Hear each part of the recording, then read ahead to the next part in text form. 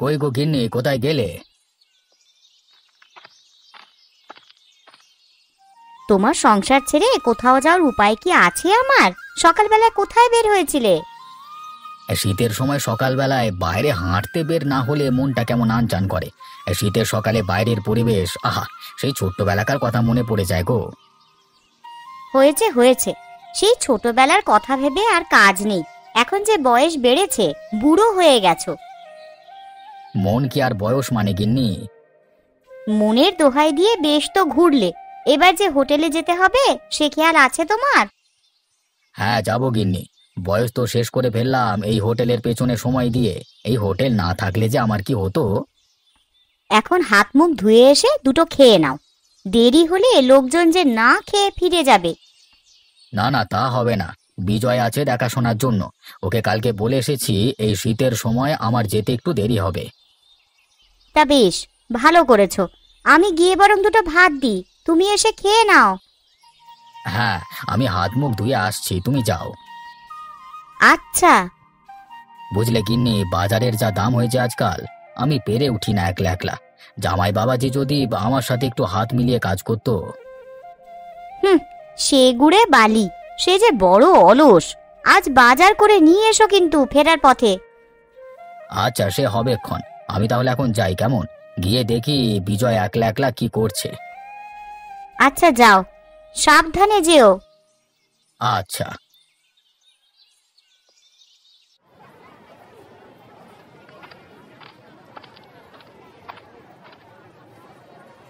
আরে বিজয়, কোথায় গেলি? এই যে কাকাবাবু, আমি এখানে সকালের খাবারগুলো গুছিয়ে রাখছি, যেন লোকজন এলি খেতে দিতে পারি। তা বেশ ভালো করছিস। সকালের জন্য কি রান্না হয়েছে রে? এই তো আলু ভর্তা, ডিম ভর্তা আর ডাল। বাহ বাহ বাহ বাহ বাহ, বাড়ি থেকে না খেলে তো এখনই খেতে বসে পড়তাম। তা যা বাবা, তুই কাজ কর গিয়ে। আচ্ছা কাকাবাবু। কই গো বিমলদা, আছো নাকি? এই যে মদন, আমি এখানে। কি খবর তোর? আর খবরের কথা বলো না দাদা। কেন রে মদন, কি হয়েছে?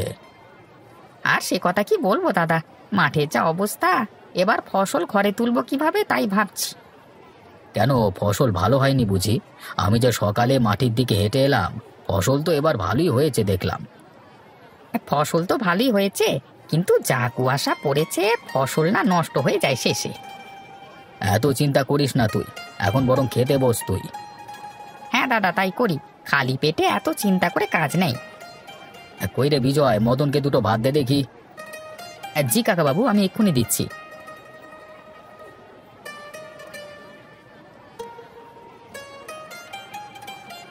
এই নাও মদনদা, তোমার সকালের ভাত, কাঁচামরিচ, পেঁয়াজ সব দিয়েছি। হ্যাঁ, বেশ ভালো করেছিস। সকালবেলায় বিমল দাদার হোটেলে না খেলে যেন পেটই ভরে না।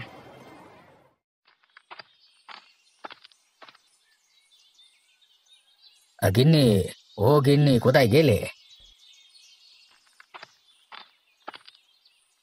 এই যে আমি এখানে, তুমি কখন এলে? এই তো এখনই এলাম। এই নাও, এখানে সব বাজার করে এনেছি। কি বাজার আনলে গো? এখনো শীতের সবজি ভালোভাবে আসেনি বাজারে। যা পেলাম নিয়ে এলাম। যা দাম, কি যে করব ভেবে পাচ্ছি না। এদিকে হোটেলেও তো বাজার করতে হবে, একা হাতে এত কিছু সামলাবে কি করে তুমি? সে একটা উপায় হবে। এত ভেবে আর কি হবে বলো দেখি। খিদে দিয়েছেন যিনি, উপায়ও দেবেন তিনি। বিধাতা না চাইলে যে কিচ্ছু সম্ভব হতো না গো। দুটো খেয়ে পড়ে যে বেঁচে আছি এই ঢের। তুমি রাতের রান্না বসাও গিয়ে। রাতের রান্না আমি আগেই করে রেখেছি, ঘরে দুটো বেগুন ছিল, তাই রান্না করেছি। ভাবলাম দুজন মানুষ আমরা, এতেই হয়ে যাবে আমাদের। আচ্ছা, তাহলে তুমি গিয়ে ভাত দাও, আমি হাত মুখ ধুয়ে আসছি। আচ্ছা, এসো তাহলে। মেয়েটার জন্য মনটা বড্ড ছটফট করছে বুঝলে গিন্নি। না জানি কেমন আছে মেয়েটা। অভাবের সংসারে আর কেমন থাকবে শুনি? কি কপাল আমার! নিজেরা তো দুঃখ করলাম জীবন, এখন মেয়েটাও অভাবের সংসারে গিয়ে পড়ল। রতনটা যদি একটু কাজের হতো তাহলে কি আর এমন হতো? কবে যে ওদের ভাগ্য খুলবে। তুমি বরং ওদের দেখে এসো একদিন গিয়ে, আর শীতের নিমন্ত্রণ করে এসো সবাইকে। দেখি হাতে কিছু টাকা পয়সা আসুক, আমরা নিজেরাও তো দিন আনি দিন খাই। আচ্ছা, আর চিন্তা করতে হবে না।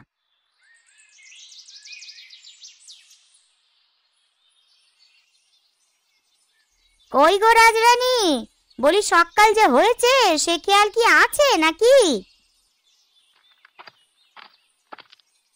এই তো মা, আমি এখানে। আপনার কি কিছু লাগবে মা? আমার আবার কি লাগবে? আমি বুড়ো মানুষ, আমার কি আবার খিদে আছে নাকি? সব তো তোমাদের লাগবে। আপনি শান্ত হয়ে বসুন মা, কি লাগবে আমাকে বলুন। বলি আমার যে সকালে কিছু না খেলে শরীর খারাপ করবে, সে খবর কি আছে কারো? মা, ঘরে যে কিচ্ছু নেই, কি করে খেতে দিই বলুন? আপনার ছেলে আজকেও কাজে যায়নি। সব সময় আমার বাছার পেছনে না লেগে বলি বাপের বাড়ি থেকেও কটা টাকা আনলেও তো পারো। মা, আপনি তো জানেন আমার বাবা কত কষ্ট করে সংসার চালায় ওই এক হোটেল দিয়ে। সে কি করে আবার আমাদের টাকা দিয়ে সাহায্য করবে বলুন? ও হোটেল না ছাই, সস্তার এক হোটেল, তাই নিয়ে আবার বড় বড় কথা। কি কপাল করে যে ছেলেটাকে এমন ঘরে বিয়ে দিলাম আমি। এমন করে বলবেন না মা, বাবা তো কম করেন না আমাদের জন্যে, সাধ্যের মধ্যে তো করার চেষ্টা করেন। হ্যাঁ, করে একেবারে উদ্ধার করে দিয়েছেন আমাদের। বলি এ বাড়িতে কি একটু শান্তিতে ঘুমানো যাবে না নাকি? তা ঘুমাবি কিভাবে? বউ এনেছিস যে রাজরানী। এত বেশি কথা না বলে কি হয়েছে সেটা বলো তো।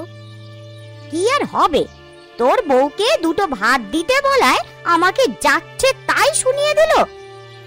আমি কখন যাচ্ছে তাই বললাম মা? আপনিই তো বললেন সব। হয়েছে হয়েছে, এখন যে যার কাজে যাও, আমি গিয়ে দেখি কিছু ব্যবস্থা করতে পারি কিনা। আরে ওটা রতন না? এই রতন বাবাজি, আরে ও রতন বাবাজি, আগে কাকাবাবু বলুন। কেমন আছিস বাবা? আমাদের জয়ামা কেমন আছে? একই গ্রামে থাকিস, অথচ একটি বারও এদিকে আসিস না। হ্যাঁ, আমরা সবাই ভালো আছি। আপনারা কেমন আছেন কাকাবাবু? আসলে সেভাবে সময় পাই না তো। আমরা বেশ ভালো আছি। এটা তোর শ্বশুর মশাই তো বুড়ো হয়ে গেছেন, এবার তার হোটেলের ব্যবসাটা তো তুই করলে পারিস, তাহলে তো আর ভাতের অভাব হয় না। ওই সস্তা ভাতের হোটেলে আমি কখনো যাব না কাকাবাবু। এখন কি কাজ করিস তুই ছোড়া?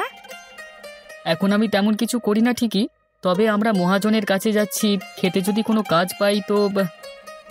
শোন ছোড়া, এত অহংকার ভালো নয়, শেষে মা বউ নিয়ে দুর্ভিক্ষে মরবি না খেয়ে। হয়েছে হয়েছে, আমাকে এত বোঝাতে হবে না, আমার ভালো আমি বুঝি। ওই হোটেল ছাড়া আর কোনো কথা নেই কারোর মুখে। তোর ভালোর জন্যই বলছি বাবা, এখনো সময় আছে। ভালো হলে তো কবেই যেতাম, ওই সস্তার হোটেলের টাকা দিয়ে আমার কিচ্ছু হবে না। যে নিজের ভালো বোঝে না তাকে বোঝানো কার সাধ্যি? হয়েছে হয়েছে, আমার ভালো আমাকেই বুঝতে দিন কাকাবাবু, আমি এখন যাই, আমার কাজ খুঁজতে হবে। আচ্ছা যা বাবা, তবে মনে রাখিস বিপদের দিনে ওই সস্তার হোটেলই কিন্তু কাজে আসবে। হ্যাঁ হ্যাঁ, সে দেখা যাবে।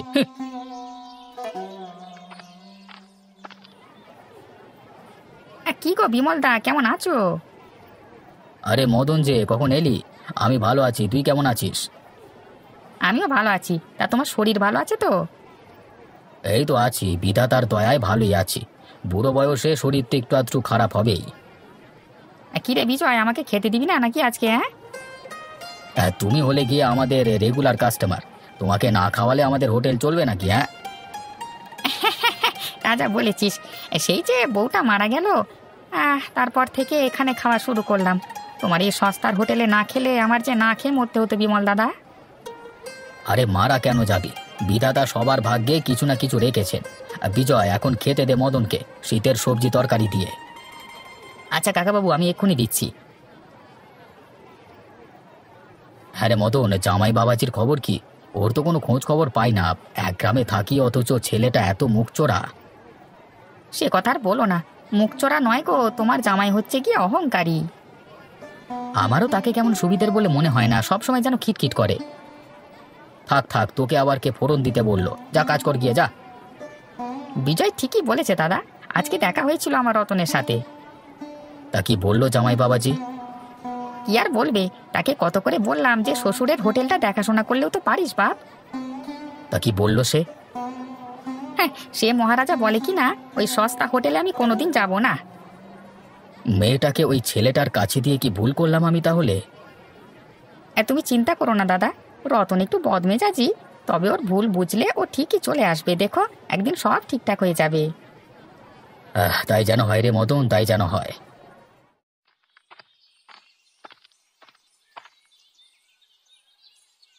কি ব্যাপার, এমন সঙ্গের মতো দাঁড়িয়ে আছো কেন? কি করব বলো, ঘরে কিচ্ছুটি নেই যে রান্না করব। এদিকে মা বয়স্ক মানুষ, তাকে কি করে না খাইয়ে রাখি বলো। আরে বাবার বাড়ি থেকে কিছু আনতে বললে তো তখন আর এভাবে কথা ফোটে না মুখ দিয়ে। আমার বাবার দুঃখের সংসার, দিন আনতে দিন যায়, তার উপর আমি কেন গিয়ে ঝামেলা করব শুনি? সেটা তো পারবে না আমিও জানি, পারবে শুধু আমার মাথা চিবিয়ে খেতে। কাজ কাম কিছু পেলে? না পাইনি, মহাজনের কাছে কিছু টাকা ধার নিয়ে চাল কিনে আনলাম। এভাবে আর কতদিন বলো তো? কতবার বললাম বাবার হোটেলে গিয়ে বসো, সে কথা তো শুনবে না। ওই সস্তা হোটেলে এই রতন কোনোদিন বসবে না, ঠিক আছে? এই বলে দিলাম।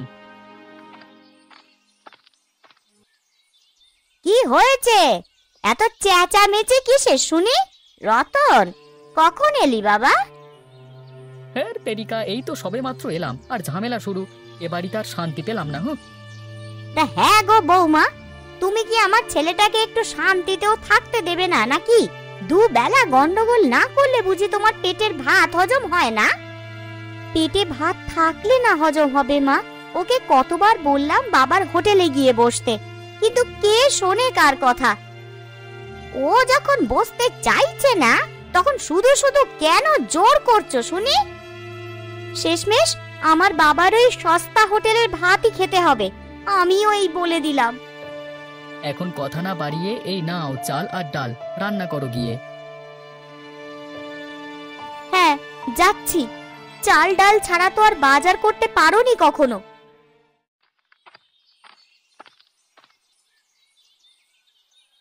গিন্নি, ও গিন্নি, কোথায় গেলে? কখন এলে তুমি? এই তো সবে মাত্র এলাম। এই নাও, কালকের জন্য কিছু বাজার এনেছি। ঘুমিয়েছিলে নাকি তুমি? আর বলো না, 7-5 ভাবতে ভাবতে কখন যে চোখটা লেগে এলো। এই সন্ধেবেলায় কেউ ঘুমায় নাকি? ঘুমোলাম আর কই। আচ্ছা তুমি হাত মুখ ধুয়ে এসো, দুটো মুড়ি দেবো, খাবে? না না, এখন আর মুড়ি খেয়ে কাজ নেই, তুমি বরং একটু ভাত দিয়ে দাও, আমি হাত মুখ ধুয়ে আসি, কেমন? আচ্ছা, তুমি হাত মুখ ধুয়ে ঘরে গিয়ে বিশ্রাম করো, আমি বরং রাতের জন্য রান্না করি। আচ্ছা আচ্ছা, তাই যাও। আজকে হোটেলে মদন এসেছিল গিন্নি। সে তো রোজই আসে, এ আর নতুন কি? তবে মদনটা বড্ড ভালো। বউটা কেমন অকালে মারা গেল। হ্যাঁ, মদনের জন্য আমারও মায়া হয় খুব। আজকে নাকি রতনের সাথে মদনের দেখা হয়েছিল। ও মা, তাই নাকি? তা কেমন আছে ওরা? জয়া কেমন আছে? কেমন আবার থাকবে, আমি নিজেই গরিব মানুষ, মেয়েটাকে আবার আরেক গরিব মানুষের সাথে বিয়ে দিলাম, কিন্তু জামাইটা একেবারে আমরা কাটে ঠিকই গো।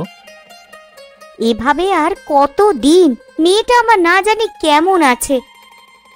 মদন জামাই বাবাজিকে আমার হোটেলে বসতে বলেছিল। তা কি বললো জামাই? কি আর বলবে, বলেছে আমার সস্তার হোটেলে নাকি সে বসবে না। তা সে নিজে কোন রাজপুত্র শুনি? আমার বয়স বাড়ছে, ভেবেছিলাম জামাই বাবাজি হোটেলে দেখাশোনা করবে, সে আর হলো কই। তুমি চিন্তা করো না, এত সব ঠিক হয়ে যাবে। এখন খাওয়া শেষ করে ঘুমোতে যাবে, চলো। হ্যাঁ, তাই যাব।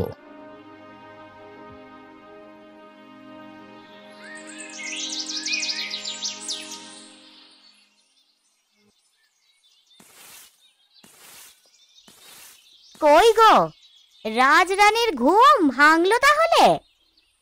রাজরানীর ঘুম না ভাঙলে আপনাদের এত সেবা কে করবে শুনি? বড্ড বেশি কথা বলো তুমি বৌমা। কি করব মা, আপনি তো আমাকে এসব শেখাচ্ছেন। এখন বেশি কথা না বলে ওই রতনকে ডেকে দাও তো, দুটো পান আনতে দেবো ছেলেটাকে। কাল রাত থেকে যে আপনার ছেলের অনেক জ্বর মা। সে কি কথা, আমাকে জানাওনি কেন তুমি? রাতে আপনি ঘুমিয়েছিলেন, তাই আর বিরক্ত করিনি মা। এখন আমাদের কি হবে? দুবেলা দুমুঠো খেতে পাইনি ঠিক মতো। এখন ছেলেটা যদি এমন জ্বরে পড়ে থাকে, আমাদের যে না খেয়ে মরতে হবে। কি আর বলবো মা, কতবারই তো বললাম আপনার ছেলেকে যে বাবার হোটেলটা সামলাও। ও যে বড্ড একরোখা আর অহংকারী, ও কি শুনবে কারো কথা? না শুনলে কি আর করার, সস্তার হোটেলে যখন তার পোষাবে না, তখন আমরা আর কি করতে পারি? চলো গিয়ে দেখে আসি জ্বর নামলো কিনা ছেলেটার। হ্যাঁ, তাই চলুন।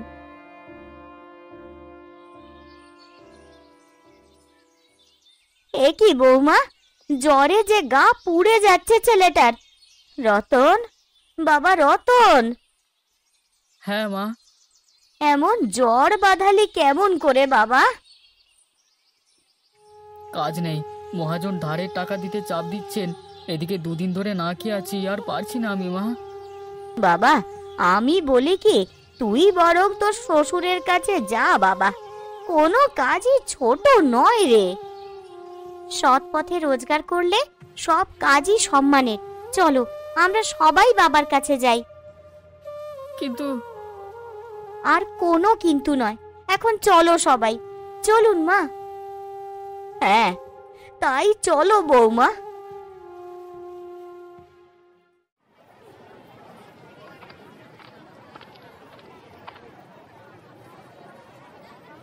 বাবা, ও বাবা, কোথায় গেলে তুমি? কে কে ডাকে? আমি গো বাবা, জয়া। আরে এই যে আমার জয়া মা, কেমন আছিস মা? কেমন আছেন দাদা? আমরা সবাই ভালো আছি দিদি, আপনারা কেমন আছেন? ভালো আর কি করে থাকি দাদা, ছেলেটার জ্বর, ঠিক মতন কাজে যেতে পারে না, আমাদের অনাহারে দিন কাটছে। তা বাবা রতন, শরীর খারাপ হলো কিভাবে? তুমি আগে আসবে না আমার কাছে?